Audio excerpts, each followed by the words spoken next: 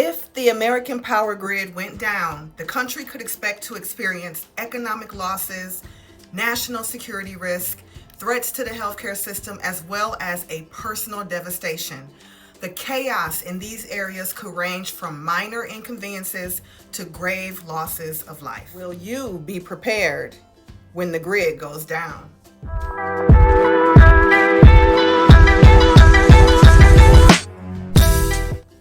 Welcome to Urban FinTech at the G Spot Studios channel. I am your girl G, and what we try to do is make finance and technology sexy, baby.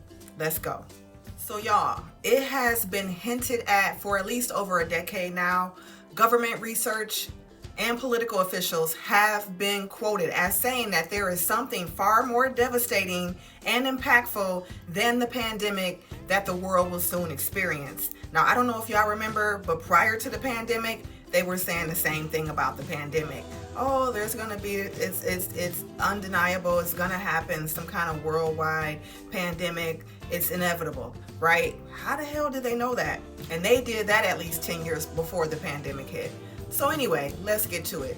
Even the Simpsons, season 32, episode 13, made mention of the grid going down, and I quote, "Well, what we supposed to do when the grid goes down? You can't eat no cryptocurrency." And the great thing about the power grid is that in the past decade, more people have had access to the grid than ever before. The global electrification rate is about 90%, and each year more than 150 million people gain access to the local power supplies. Even those in harder to reach areas like populations in sub-Saharan Africa have been able to get some electricity thanks to off-grid solutions. So I think by now we all know that the power grid can go down due to storms, natural disasters, human error, and overloads. They can cause interruptions between the power generation and the electricity supply to a home or a business and cause power outages. But what I've noticed more and more lately is that the news keeps feeding us this storyline of solar flares, interrupting power grids and GPS systems and other forms of technology. What's up with that? Now, solar flares are large explosions from the surface of the sun that emit intense bursts of electromagnetic radiation. They can be visible as bright as flashes in a particular region of the sun and can last several minutes. The intensity of the explosion determines what classification the flare belongs to.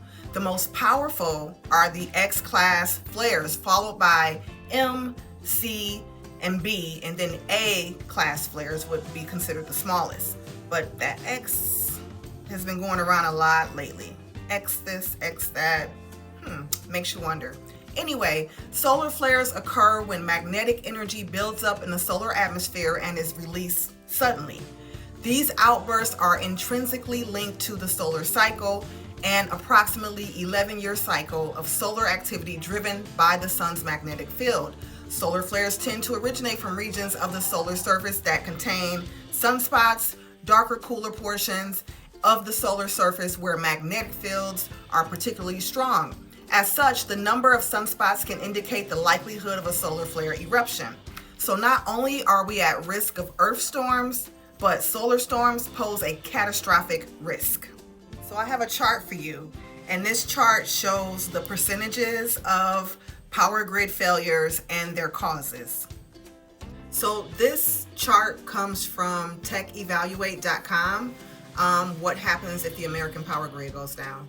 And it has like 2 percentage areas. So you'll see over to the far right, the overall percent, and then you'll see just another kind of small percentage. And so what I think it is that in some cases, it's just a flat percentage, because we're kind of in that particular space, like we are in it right now. So there hasn't been like previous percentages to kind of compare it to. All right, so the weather and the climate change overall is 70% of the causes of power grid failure. And then you have windstorms and extreme weather, and it looks like historically it's been about 58% of power grid failures. Cold weather and ice storms, 19%. So those of us living in the north, We, particularly in America, 19% isn't too bad. Okay, hurricanes and tropical storms, 18%. And that is really shocking to me. I would think it would be a little bit higher than that. But hey. All right, and then you have tornadoes at 3%. You have extreme heat and wildfires at 2%.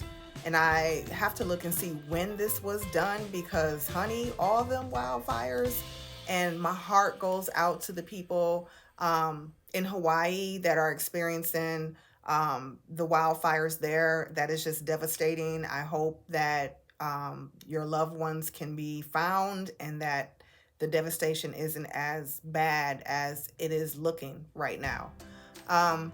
Solar storm is the other one, and we're going to get into that. That is 100%, 100%. Like that's everything. Like there's no going up, like that's it.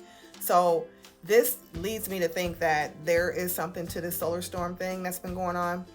The coronal mass ejection CME Carrington event level per decade has been 12%. So that falls up under the solar storm. And they're saying based on what's been happening remember the cycles every 11 years, but they're saying that over every decade, it's about a 12% in terms of potential power grid failure. And so then you have warfare and terrorism. They have NA. I guess they haven't done enough research on that. You would think they would because that's all these human beings do. And then you have the EMP nuclear attack, NA, and then the cyber attack, NA. Very, very strange. So it says here at the bottom, these are not questions of when it will happen. It's only a question of these are not questions of when it will happen. It only is a question of when it will happen. And it should not say that. It should say, these are not questions of if it will happen. It is only a question of when it will happen. And that, honey, is a fact. So let's touch on climate change for a moment, because climate change can also force energy companies to take emergency actions like asking people to limit electricity, which we did see in Texas. And they could be forced rolling blackouts to manage the grid when supplies can't meet the demand. Now, experts have speculated on a wide range of potential outcomes in the U.S. if the power grid suffered a cyber attack or EMP, electromagnetic pulse, and went down. So from economic losses to threats to the healthcare system, practically every part of the modern life would be touched by even a short-lived power grid failure. Now imagine a lengthier time span of this sort of calamity happening. How prepared are you? So I want to get into a little bit more about some of the disasters that have happened in our lifetime. And so we can see here some of the recent histories of the power outages. There's a small list here. 2021 North American winter storm. You got the 2021 European winter storm. You got the 2019 California power shutoffs, 2019 Venezuelan blackouts, 2019 Java blackouts, 2012 India blackouts, 2011 Southwest blackout, 2005 Java Bali blackout, 2003 the Italy blackout, 2003 Northeast blackout, 2000 to 2001 California electricity crisis, 1999 the Southern Brazil blackout, 1977 New York City blackout, and then 1965 the Northeast blackout.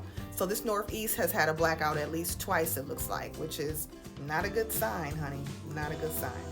So I ask again, how prepared are you? And I have a few things here that I would just suggest, quick little nuggets that you can prepare yourself for if an event like this were to happen. Number one, have a battery-powered radio or TV and extra batteries. Walkie-talkies are also good. 2, have a flashlight and extra batteries, solar lights, candles, matches, and lighters. This will help you when you need to create fire, if you need to cook, because a lot of those mechanisms that we use, whether it be electric stove, gas, they may not be running. There may be issues with that. 3, have a first aid kit. That is crucial. That goes without saying. Number 4, have a supply of non-perishable food and bottled water. First you want to do is eat your fridge food first if the power grid goes down. I think you have what is it, 3 to 6 hours or so. Don't quote me on that, I'll have to check, but I know if you have frozen food, that can last, I believe, 48 hours in a full freezer.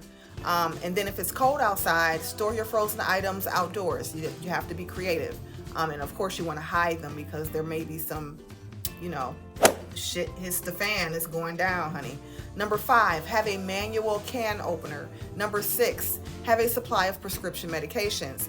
I remember when the pandemic happened, I called my nurse and I was like, you know what, I have like a tooth infection, can you please give me some penicillin? Because I didn't know what was going to happen, and I wanted to have every type of medication that I needed. I had pain medication, penicillin for infections, Band-Aids, alcohol, like all the stuff that you'll need, wrappings for injuries, all those kind of things you'll need to have.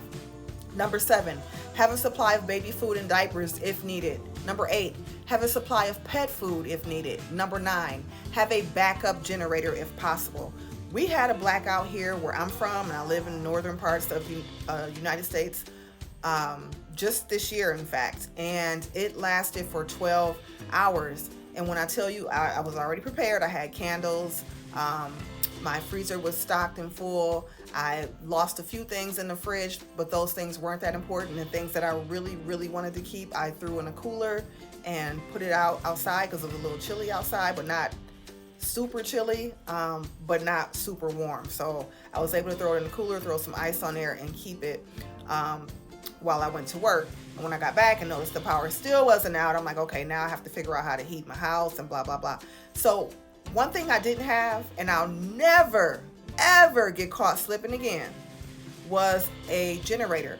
So after that, I went on Amazon. I bought the cheapest generator that I could pretty much, well, it wasn't the cheapest, but it was one of the cheaper ones. And it's an electric power generator. It lasts, I don't know how many hours, but long enough. And I plugged it in, powered it. And then also you can like plug small heaters in. I think it has about just 600 watts, not a whole lot, but you can, plug phones, heaters, different things like that, maybe small, kitchen devices that can just kind of help hold you over until you're able to get some kind of relief. Outside of that generator, I would say the other thing you would want to do is have a plan for where to go if you need to evacuate, including having a bug out bag. Again, Amazon is your best friend. We all know this, right? I went on Amazon, they got bug out bags for about $50-$60, and it has like, I don't even know how many items in there, 50-60 items, and the bag is so tiny, and the things are just so small, and they are very efficient how they pack the bags. And so I would recommend that wholeheartedly. It has like tents in there, body heater sheets, like glove warmers. It has an axe, it has a knife, it has like needles for fishing. Just the list goes on and on and on. Like literally you would think camping time, okay? Now, number 11, the last thing that I would just add is to have some candy stashed. You want to have some sweets, something good, non-perishable that you can have around, because that is very important. You also want to have books, board games, playing cards. All those things are morale boosters. You want to have that around because we're so used and so intertwined in this web, right? The online web, the web of the world, the web of everyday life, that when that all stops, if and when it stops, you need to be able to occupy yourself, relax your mind, have some kind of recreation still, because we are active beings. But then, to also be able to have your morale in a good space so that you can take care of the people around you. So, in the words of Eleanor Everett, for safety is not a gadget, but a state of mind. Be well, my friend. Be ready.